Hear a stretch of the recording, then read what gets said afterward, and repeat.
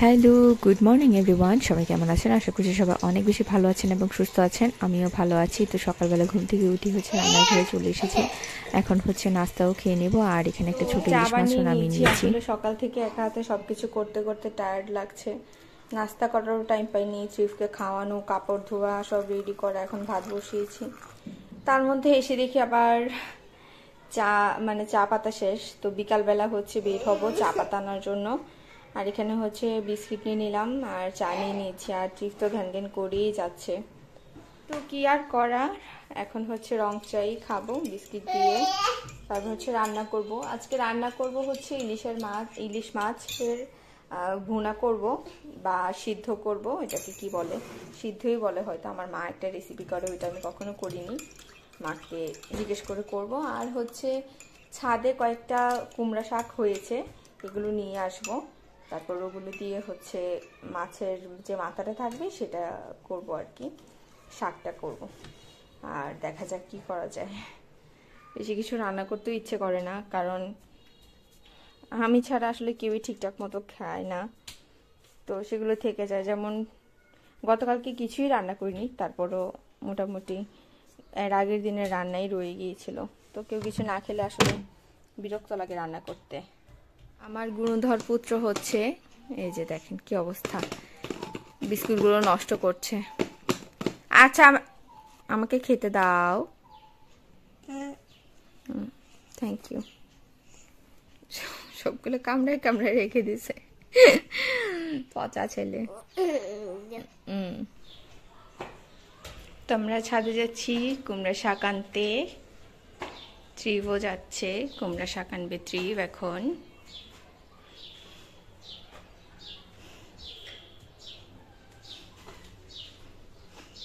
জামা টামা নোংরা করে একাকার করে ফেলছে সে।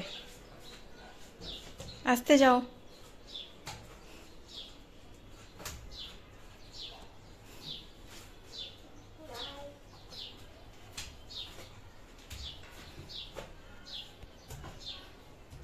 আজকে ভালো রোদ আছে, ভালো গরম লাগছে। রোদটা বেশ কড়া, কারণ এখন তো সামনেই যাও। এখানে সাত্বিকা মেবি ছাদে জল দিয়ে গিয়েছে, জানি না, জানতাম না আর কি, মোটর ছাড়ার পরে হয়তো। আর এই যে কালকে কাপড় চোপড়গুলো আমি সকালবেলাই ধুয়ে দিয়ে গিয়েছিলাম, কারণ সকাল সকাল ধুলে তাড়াতাড়ি শুকিয়ে যায়, সেজন্য। আমার আর আমার ছেলের ব্লু থিম ছিল। যাই হোক, ওই যে কই চলে যাচ্ছে। আসো এখানে, আসো এখানে, শাক, এই যে শাকগুলা। বাহ, হাই, আমার তো এগুলো দেখে লোভ হচ্ছে, পারতে ইচ্ছে হচ্ছে না। দেখে মনে হচ্ছে কুমড়া আসবে, কি করব বুঝতে পারছি না। আমি তো এটা খেয়ালই করিনি, আমি জাস্ট এখন পারতে আসবো বলে এখন দেখি যে এটার এই অবস্থা। ভালো ফুল এসেছে, কি করি বলেন তো। না, এটাকে পারা যাবে না। এটাকে মোটেও পারা যাবে না। এই যে কত বড় সুন্দর গাছ হয়েছে, আমি তো খেয়ালই করি নাই। বাবা এগুলো ছিঁড়ো না, সে সুযোগে পাতা ছিঁড়ে ফেলতেছে। ও মা, এ কি, কচু শাক উঠছে, হাই এগুলো কি। যাই হোক, এটা দেখে আমি অনেক খুশি হয়েছি, এটাতে ফুলও আসছে। এই যে এগুলো হবে হয়তো, আচ্ছা না হলেও পরে খাওয়া যাবে, থাক এগুলো। আমি এখন কি করি, মাছের মাথা, আচ্ছা অন্য কিছু রান্না করব। বাট আমার গাছটা দেখে খুব লোভ হচ্ছে, আমার খুবই ভালো লাগে এরকম নিজের গাছের ফল টল হলে। এখানে আরেকটা, বাবা গাছ ছিল না, এই যে এখানে আছে। এটা ছোটই ছিল, এটা বেশি একটা বড় হয়নি। যাই হোক, এগুলো বড় হবে, পারবো না। যে কয়েকদিন ধরেই সকালবেলাও আমি বারবার মেডিটেশনের সাউন্ড শুনছিলাম, এটা করছিলাম। মনটা কিছুতেই ভালো হচ্ছে না আসলে, একটু ডিসিশন মেকিংয়ে ঝামেলা হচ্ছে। এক একজনের এক এক রকম অ্যাপ্রোচ শুনছিলাম। যাই হোক, এই গাছটা দেখে আমার এত ভালো লাগছে, এত খুশি হয়ে গিয়েছি আমি, যেটা বলার মতো না। আমার মনে একদম এক নিমিষে ভালো হয়ে গেছে। আমার কাপড় চোপড় শুকেছে। আচ্ছা ঠিক আছে, তাহলে বাসায় চলে যাই, যেহেতু গাছ পারবো না। শাড়িও মোটামুটি শুকিয়ে গেছে। আয় হায়, এটা কি? চলো বাবা, চলো চলো। হচ্ছে আমি মনে করেছিলাম রান্না করবো এটা ওইটা, আসলে আর এখন বুঝতে পারছি না, বাজারটা যাওয়ার সবজি নেই, আনতে যেতে হবে বিকালবেলা। তো এখানে আমি রসুন কুচি করে নিয়েছি আর দুটা শুকনো মরিচ নিয়েছি, এটা দিয়ে ডাল চচ্চড়ি করবো। আর পেঁয়াজ কেটে নিয়েছি, ইলিশ মাছের ভুনা করে নেবো এখন। আর কি আর করবো, মাকে কল করেছিলাম, আসলে মা একটু বিজি আছে, মা আমাকে রেসিপিটাও বলতে পারছে না প্রপারলি। তো যাই হোক, এগুলো এখন রান্না করে নিই। তো পেঁয়াজটা দিয়ে দিলাম আমি প্যানে।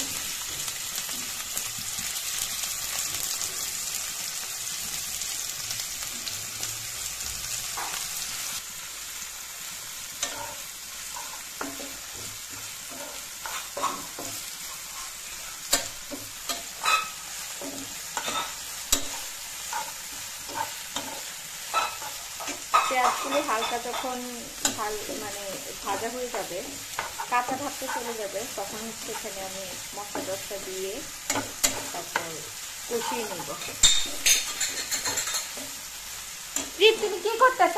এখানে হচ্ছে ইলিশ মাছটাকে আমি ভালো করে কেটে টেটে ধুয়ে তারপর হলুদ আর লবণ মাখিয়ে রেখেছি।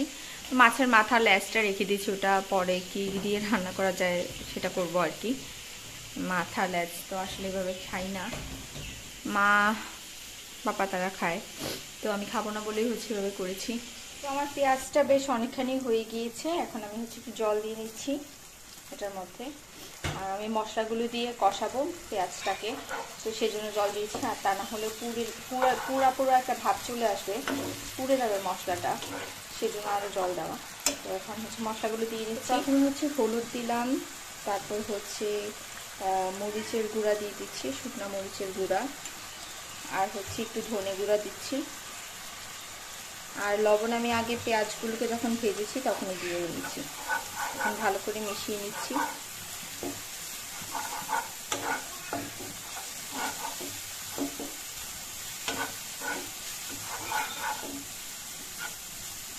তো মশলার পেঁয়াজগুলোকে আমি বেশ অনেকক্ষণ সময় ধরে হচ্ছে ভালো করে কষিয়ে নেব। তারপর হচ্ছে মাছগুলো দিয়ে একটু হালকা কষিয়ে নেব মশলার সাথে।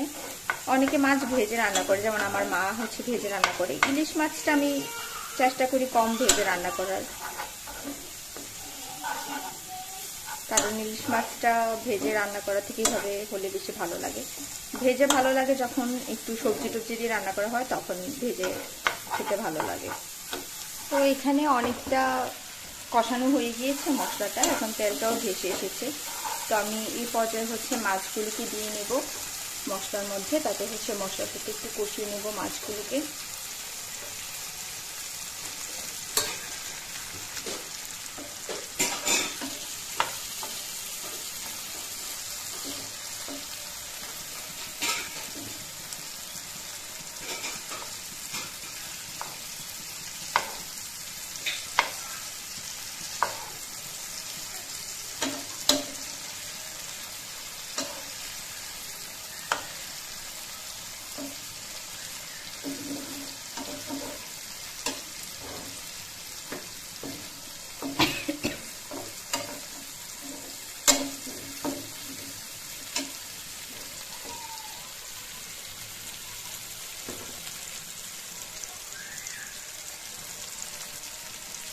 ঝুলিয়ে নিয়ে এলাম এখানে, এখন এটা ঝুলটা হয়ে যাচ্ছে একসাথে মাছগুলোর সাথে, মাছগুলোও সিদ্ধ হয়ে যাবে।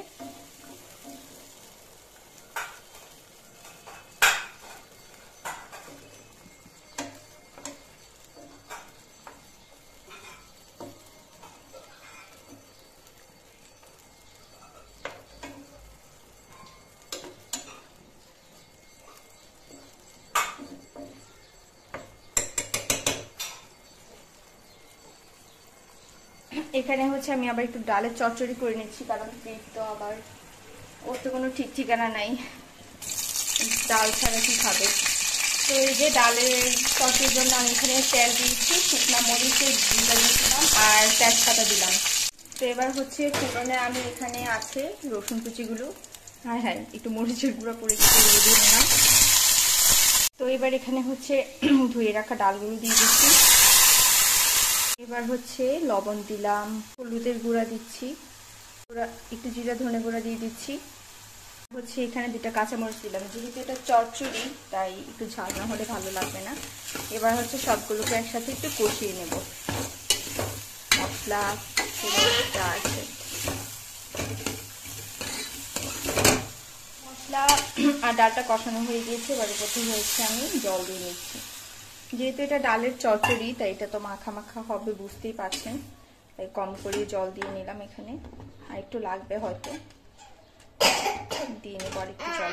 তো এখানে হচ্ছে তরকারিটা নিয়ে নিয়েছি, কাঁচের প্লেটই নিয়েছি বাটিতে, কারণ এটা ওভেনে গরম করতে আমার সুবিধা হবে সেই জন্য। আর ডালটা হচ্ছে আমি একেবারে ওই পাত্রর মধ্যেই, এই পাত্রতেই রেখে দেবো, সেই জন্য এখানেই রান্না করে নিচ্ছি। আর এই যে ত্রিভ হচ্ছে মাম্মির জিনিস দিয়ে খেলাধুলা করছে, এটাই ওর মূল কাজ। এই এই এই এই এই যাবা ধনেপাতা ধরছে, চচ্চড়িতে দিব সেই জন্য রেখেছি। আর ভাত তো হয়েই গিয়েছে, তো আজকে আর কিছু করব না, ভালো লাগছে না।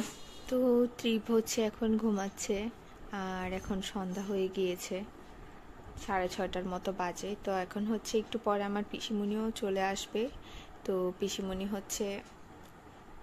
পিসিমণিকে বলে দিয়েছি, আসলে চা পাতা শেষ হয়ে গিয়েছে, সকালবেলাই দেখেছি, ভেবেছিলাম আমি বের হয়ে আনবো। তো তখন পরে হচ্ছে চিন্তা করলাম পিসিমণি যেহেতু আসবে, পিসিমণিকে ফোন করে বলে দিই যে একটা চা পাতার প্যাকেট যেন নিয়ে আসে। তো সেরকমই আর কি, একটা চা পাতার প্যাকেট আনতে বলেছি, সেই জন্য চা না খেয়ে বসে আছি, একসাথে পিসিমণির সাথে খাবো চা পাতার প্যাকেট আনলে। আর এখন হচ্ছে বসে বসে ব্লগ দেখছি, নিজের ব্লগে নিজে দেখছি, এই তো। আর একটু পরে হচ্ছে পিসিমণি আসলে চা বানিয়ে খেয়ে নেব। তো এই যে চা পাতাগুলো ঢেলে নিই, পিসিমণি বাসার প্যাকেট নিয়ে চলে এসেছে। চাটা বানিয়ে নিই, একসাথে খেয়ে নেবো আমরা এরপর চা।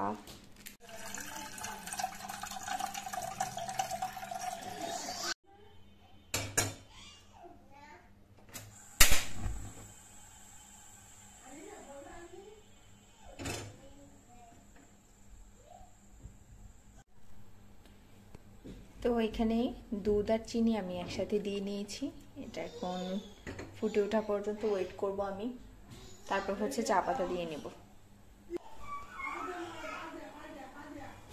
এবার হচ্ছে চা পাতাগুলো দিয়ে নিচ্ছি।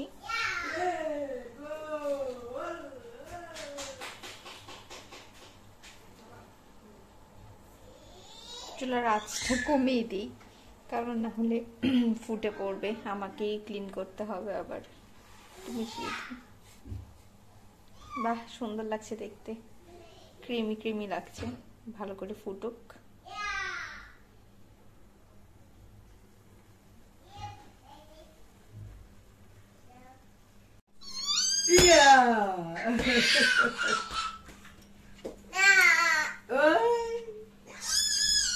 তো আমার চায়ের কালারটা কেমন জানি মনে হচ্ছে দেখে, যাই হোক এখন হচ্ছে এটা আমি ইয়ে করবো, নামিয়ে নিব। চাটা ঢেলে নিই, সেট পরে দিয়েছি।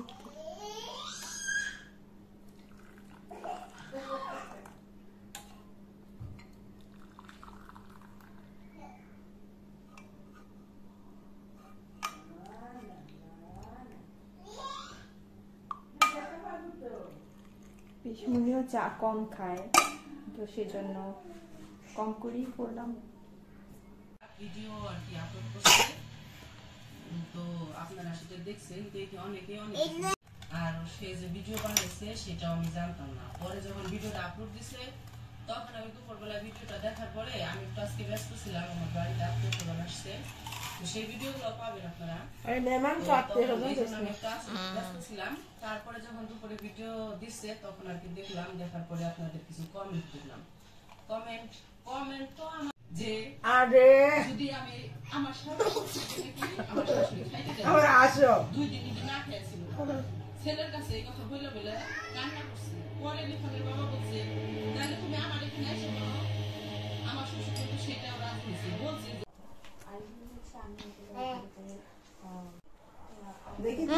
ঠিক করে কথা বলো।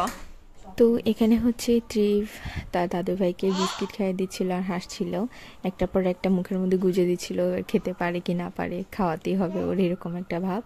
আর হচ্ছে এখানে আরেকটা দাদু ভাইয়ের সাথে সে ফোনে কথা বলছিল। তো এই তো এভাবেই করে আমাদের সন্ধ্যাটাও কেটে গেল, আর টিভিরও টাইমটা খুব ভালো কাটলো দাদু ভাইকে পেয়ে। তো আজকের ব্লগটা এই পর্যন্তই থাকছে। আপনারা সবাই ভালো থাকবেন, সুস্থ থাকবেন, আর এখনো যারা আমাকে সাবস্ক্রাইব করেনি তারা অবশ্যই সাবস্ক্রাইব করে দেবেন, আমার পাশেই থাকবেন, অবশ্যই বেল আইকনে প্রেস করতে ভুলবেন না। আর আমার ব্লগগুলো যদি ভালো লেগে থাকে তাহলে অবশ্যই ফ্রেন্ডস অ্যান্ড ফ্যামিলিদের সাথে শেয়ার করবেন। তো সবাই অনেক বেশি ভালো থাকবেন এবং সুস্থ থাকবেন। দেখা হবে নেক্সট ব্লগে। টাটা।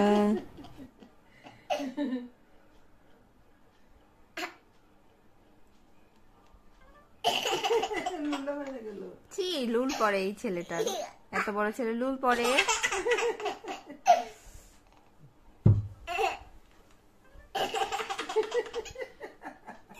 এত হাসে না, এত হাসলে অরান লাগবো। আর হাসে না, অরান লাগবো, বাড়ি ভেঙে গেছে গো, বাড়ি ভেঙে গেছে।